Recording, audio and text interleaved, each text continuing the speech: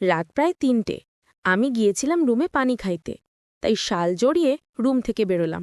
চারদিকে তাকিয়ে আমি কিছুটা অবাক হলাম, বিশেষ করে যখন শুনলাম কিছু অদ্ভুত আওয়াজ।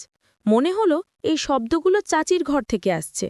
এটা ছিল আমার চাচার বাড়িতে আসার দ্বিতীয় দিন, এবং প্রথমবার রাতে ঘর থেকে বেরোলাম। যে আওয়াজ কানে আসলো তাতে হঠাৎ করেই বুক ধরফর করতে লাগলো। অদ্ভুত লাগলো এমন আওয়াজ শুনে, কারণ তখন আমার বয়স ছিল মাত্র ১৭, আর আমি ঠিক বুঝতে পারছিলাম না কেন এমন হচ্ছে। কিছুক্ষণ পর কিছুটা ধারণা পেলাম, আর মনটা অস্থির হয়ে উঠল। আমি তাড়াতাড়ি রুমে ফিরে যেতে চাইলাম, কিন্তু সেই সময় একটা অজানা দীর্ঘশ্বাস আমাকে থামিয়ে দিল। আমার বয়সের কারণে সবকিছু বুঝতে একটু কঠিন হচ্ছিল। মনের ভেতরে নানা প্রশ্ন ঘুরপাক খাচ্ছিল। কেন এমন হচ্ছে? আমি ভাবলাম একটু উকি দিয়ে দেখলে হয়, কিন্তু একই সঙ্গে ভয়ও হচ্ছিল। যদি ধরা পড়ি তাহলে কি হবে? যদি আমার চাচার রাগ করে বাড়ি থেকে বের করে দেন, চাচি কি আর আমাকে থাকতে দেবেন?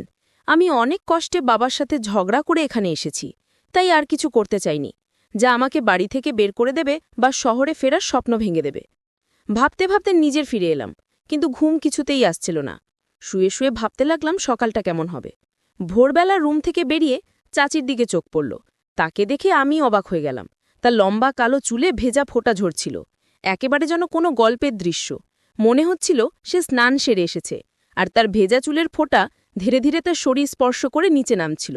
তার পরনে থাকা নীল শাড়িটি সেই মুহূর্তে যেন আরও বেশি মোহময় হয়ে উঠেছিল। তার চোখে এক অদ্ভুত ঝলক দেখা যাচ্ছিল, যেন এই দিনটি তার জীবনে অন্য সব দিনের চেয়ে আলাদা ছিল। আমি নিজেও জেগেছিলাম, একটু অবাক হয়ে তার দিকে তাকিয়ে রইলাম। মনে মনে ভাবছিলাম আমার চাচা কতটা ভাগ্যবান, তার জীবনের এই পর্যায়েও এমন একজন রূপসী সঙ্গিনী পেয়েছেন। প্রথম যখন তাকে দেখেছিলাম তখন বিশ্বাস করতে কষ্ট হচ্ছিল যে তিনি আমার চাচি হবেন। তার সঙ্গে চাচার বিয়ে হয়েছিল অনেক বছর আগে, আর এখন আমার চাচির বয়স ছিল প্রায় ৪০ বছর। কিছু ব্যক্তিগত সমস্যার কারণে চাচা গ্রামের বাইরে ছিলেন, কিন্তু সম্প্রতি তারা আবার গ্রামে ফিরেছেন আমাদের সাথে দেখা করতে। চাচা যখন আমাদের জানালেন যে তিনি শহরে বিয়ে করেছেন, তখন তিনি খুব খুশি ছিলেন। পরে যখন চাচিকে আমাদের সাথে পরিচয় করিয়ে দিলেন, তখন আমরাও খুব আনন্দিত হলাম। বাবাও চাচার মধ্যে কিছুটা দূরত্ব ছিল, কিন্তু সে সময় সবাই মিলে বেশ আনন্দ করছিল। চাচা এবং চাচি কয়েকদিন আমাদের সাথে কাটিয়ে শহরে ফিরে যাবার সময় চাচা আমাকে শহরে আসার আমন্ত্রণ জানিয়েছিল। পরীক্ষার পর ছুটি পেয়েই আমি সরাসরি শহরে চলে আসি তার সেই আমন্ত্রণে সাড়া দিয়ে, কারণ চাচিকে আমার অনেক ভালো লাগত, তাই তার কাছে যাওয়ার ভীষণ ইচ্ছে ছিল আমার। বাবা প্রথমে চেয়েছিল না যে আমি শহরের পরিবেশে ঢুকি, তাই তিনি আমাকে নিরুৎসাহিত করছিলেন, কিন্তু আমি নিজের ইচ্ছায় শহরে চলে এসেছি। এখানে মাত্র ২ দিন হয়েছে আমার চাচিকে দেখে একটু হতবাক হয়ে গেলাম, কারণ গ্রামে থাকার সময় তাকে এতটা ভালোভাবে দেখিনি। চাচি ছিলেন খুবই আকর্ষণীয়, তার চলাফেরা ও কথা বলার ভঙ্গি সবই বেশ মুগ্ধ করার মতো। শহরে এসে একই ছাদের নিচে থাকার পর বুঝলাম তিনি সাধারণ কেউ নন, অনেকটা আলাদা এবং বিশেষ। বিয়ের পর তিনি আরও আকর্ষণীয় হয়েছে। তাকে দেখলে আমার মনটা ভালো হয়ে যেত। কিছু সময় মনে হলো চাচিও হয়তো আমার দিকে তাকিয়ে হালকা মুচকি হেসেছেন, যা আমাকে একটু বিব্রত করেছিল। এমন সময় দরজায় শব্দ হলো। চাচি আমাকে নাস্তা তৈরি করতে বলছিলেন আর দরজা খুলতে বললেন। দরজা খুলতেই চাচা দাঁড়িয়েছিলেন, মুখে ক্লান্তির ছাপ। তিনি বললেন, রাতে বাইরে ছিলাম, এখন রাতের শিফট শুরু হয়েছে। চাচা জানালেন তিনি কিছুদিন রাতের শিফটে কাজ করবেন এবং তাতে আমাদের সাথে কাটানোর সময় কিছুটা কমবে।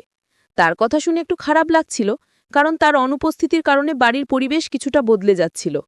চাচার কথা মনে মনে করে চাচির দিকে মুগ্ধ হয়ে তাকিয়েছিলাম। সে আমার জন্য নাস্তা তৈরি করছিলেন। আমি ভাবছিলাম এখন থেকে রাতে আমি আর চাচি ছাড়া বাড়িতে কেউ থাকবে না। রাতে কিছুটা অস্বস্তি নিয়ে ঘুরছিলাম।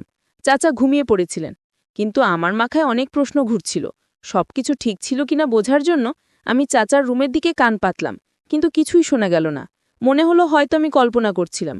তারপর ঘুম থেকে উঠে পানি খেতে গেলাম, কিন্তু মনের মধ্যে একটা দ্বিধা কাজ করছিল যে ঘটনা ঘটেছে তা কি সত্যি ছিল। আমার চাচি সবসময় আমার প্রতি আন্তরিক ছিলেন, এমনকি মাঝে মাঝে হাত ধরে আমাকে বাইরে ঘুরিয়ে দেখাতেন।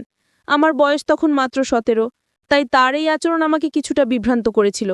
সারাদিন আমাদের ঘোরাফেরা শেষে চাচা যখন কাজে চলে গেলেন, আমি বুঝতে পারছিলাম না কি ভাবতে হবে। তবে চাচার অনুপস্থিতিতে চাচি একা ছিলেন, যা তাকে অনেকটা অন্যরকম করে তুলছিল। বাবা আমাকে শহরে আসতে বারণ করেছিলেন, কিন্তু আমি চাচার আমন্ত্রণে এখানে চলে এসেছি। চাচির সাথে কাটানো এই সময় আমাকে ভাবিয়ে তুলেছিল এমন কিছু কি ঘটছে যা আমি পুরোপুরি বুঝতে পারছি না। আমার চাচির সাথে রাতে একা থাকা ঠিক ছিল না। বিশেষ করে যখন আমার চাচা কাজে চলে যেতেন। তখন আমি নিজের রুমে নিজেকে আটকে রাখতাম, কিন্তু মাঝে মাঝে কৌতূহল আমাকে পেয়ে বসত। মনে হতো চাচির রুম থেকে কোনো আওয়াজ আসছে। অনেকক্ষণ নিজেকে সামলানোর চেষ্টা করেও শেষ পর্যন্ত আমি আবেগে হার মেনে নিলাম এবং চাচির রুমের দরজার কাছে গেলাম। তখন শুনলাম যেন আবারও সেই একই আওয়াজ আসছে। আমি দরজার কাছে কান পাতলাম এবং ভেতর থেকে আসা আওয়াজগুলো শুনতে শুরু করলাম। মনে হচ্ছিল এগুলো আমার মনে আরও বেশি প্রশ্ন তৈরি করছে। আমি ক্লান্ত হয়ে গিয়েছিলাম এবং নিজের মনকে সামলানোর চেষ্টা করছিলাম। কিছুক্ষণ পর ঠান্ডা লাগায় আমি এক কাপ গরম কিছু খেয়ে ঘুমানোর চেষ্টা করলাম, কিন্তু শুয়ে শুয়ে ভাবছিলাম চাচির রুমে কার সাথে কথা বলছিলেন, নাকি সেখানে কেউ ছিল না। কারণ চাচা তো কাজে গেছে। তাহলে চাচির ঘরে কে আছে যার সাথে চাচি ঘরে কথা বলছে? নাকি চাচি চাচাকে ধোঁকা দিচ্ছে? মনে প্রশ্ন জাগল। তিনি চাচার না থাকাকালীন নিজের মতো করেই সময় কাটাচ্ছিলে।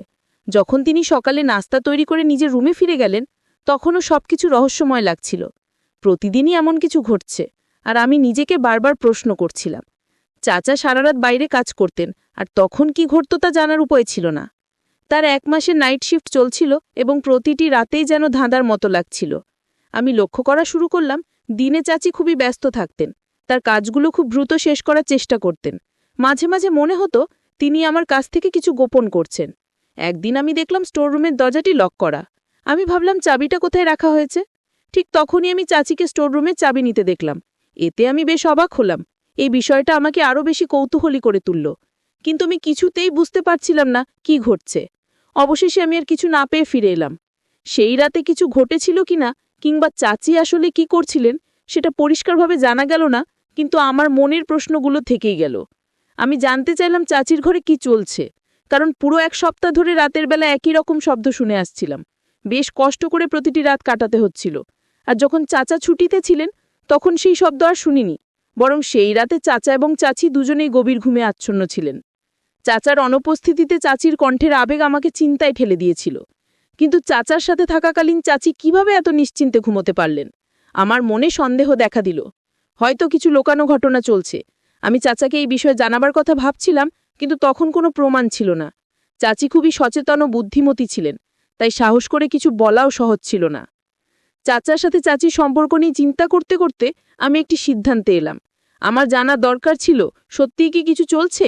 আমি ভাবলাম কোনোভাবে বিষয়টা পরিষ্কার করতে হবে। তাই সিদ্ধান্ত নিলাম চাচির ঘরে কি ঘটে তা জানতে চাইলে আমাকে সরাসরি নজর রাখতে হবে। এক রাতে যখন চাচা তার শিফটে কাজে চলে গেলেন, আমি চাচির রুমে লুকিয়ে থাকলাম। সেই সময় চাচি চাচাকে বিদায় জানানোর জন্য দরজায় দাঁড়ালেন, আর আমি চুপিসারে ঘরের ভিতরে ঢুকে পড়লাম। আমি বিছানার নিচে লুকিয়ে থাকলাম, যাতে আমি জানতে পারি কি ঘটে। এরপর আমার মনে হতে থাকলো যে চাচি মনে হয় বুঝতে পেরেছিল যে আমি তার ঘরে গোপনে লুকিয়ে আছি। চাচি ঘরে ফিরে এসে সেই দরজা বন্ধ করেন, পোশাক বদলাতে ওয়াশরুমে গেল। তার ড্রেসটি খুবই দৃষ্টনন্দন ছিল, তবে মনে হলো চাচার অনুপস্থিতিতে এমন পোশাক কেন পরছে তা আমাকে ভাবিয়ে তুলল। রাত প্রায় 1টার দিকে চাচি বিছানার নিচে উকি দিলেন। আমি ভয়ে কাঁপছিলাম, কারণ যদি তিনি আমাকে দেখে ফেলে তাহলে হয়তো আমাকে অনেক রাগ হবে। কিন্তু তারপরে আমাকে দেখে ফেলে আর আমাকে বাইরে বের হতে বলে। আশ্চর্যজনকভাবে তিনি আমাকে শান্তভাবে ডেকে পাশে বসালেন এবং হালকা হাসি দিয়ে জিজ্ঞেস করলেন, তুমি এখানে কি করছো? আমি কিছুটা অপ্রস্তুত অবস্থায় বললাম, আমি তার রুম থেকে কিছু শব্দ শুনছিলাম এবং তাই জানতে এসছি। চাচি মুচকি হেসে বললেন, তোমার চাচার না থাকায় নিশ্চয়ই কিছু ভাবছো। তার কথা শুনে আমি বুঝতে পারলাম যে আমার সন্দেহ ভুল ছিল এবং তার আচরণে কিছু গোপনীয়তা ছিল না। চাচা ফিরে আসার আগেই আমি পুরো ব্যাপারটা বুঝে উঠলাম এবং চাচি আমাকে আদর করে বললেন, যদি তাই হয় আমি তোমার সব প্রশ্নের উত্তর দেব। তার এই কথায় আমি কিছুটা হতবাক হয়ে উঠলাম। মনের মধ্যে নানা চিন্তা ঘুরছিল, কিন্তু আমি নিজেকে সামলে নিয়ে উত্তর দিলাম। চাচির মুখে তখন এক ধরনের মোহনীয় হাসি ফুটে উঠল। সে বলল, আর কতদিন এই একাকী জীবন কাটাবো? তার চোখে পানি চলে এলো এবং সে আমাকে আলিঙ্গন করল। চাচি আমার সাথে এমনটা করবে আমি স্বপ্নেও ভাবতে পারিনি। ঠিক সেই মুহূর্তে রুমের দরজা খুলে গেল।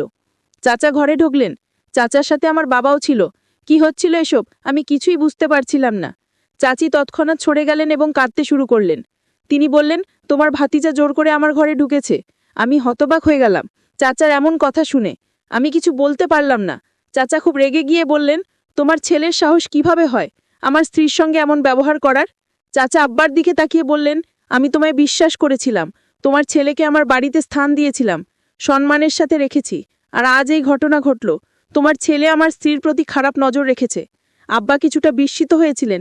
তিনি হাত জোর করে ক্ষমা চাইতে লাগলেন, কিন্তু চাচা বললেন আমি এটা পঞ্চায়েতে তুলব। চাচা রেগে গিয়ে আরও বললেন, তোমার ছেলের শিক্ষা তোমার দায়িত্ব, আর যদি এটার একটা সমাধান না হয় তাহলে পুরো গ্রাম জানবে। চাচার এই কথা শুনে আব্বা হতবাক হয়ে গেলেন। তিনি তখন চাচাকে বললেন, আপনি যা চাইবেন আমি তাই দেব। চাচা তখন বললেন, আমার অংশের সম্পত্তি আমাকে দাও, নইলে আমি পঞ্চায়েতের কাছে যাব। আব্বা এই কথা শুনে রাজি হলেন এবং চাচাকে জমির একটি অংশ দেওয়ার প্রতিশ্রুতি দিলেন। তারপর চাচা শান্ত হলেন। আমি হতবাক হয়ে দাঁড়িয়েছিলাম, আর তখনই সিদ্ধান্ত নিলাম চুপচাপ গ্রামে ফিরে যাব। পরে আমাকে চাচা হাসতে হাসতে বলে, তুমি কি জানো, একদিন তোর বাবা আমাকে বাড়ি থেকে বের করে দিয়েছিল আর বলে দিয়েছে আমার চরিত্র ভালো নয়। চাচা আরও বললেন, তোর বয়সী ছেলেদের অনেক ভুল ধারণা থাকে, তাই আমরা সেই কারণেই তোমার বাবার সাথে এইসব বলে অর্ধেক জমি নিয়েছি। আর তোর চাচি ওটা জানতো যে তোর বাবার আজ রাতে ট্রেন আসবে, তাই সে পরিকল্পনা করেই সব করেছে। চাচার কথা শুনে আমি হতবাক হয়ে গেলাম। ভাবতেও পারিনি তিনি এত কিছু ভেবে রেখেছেন।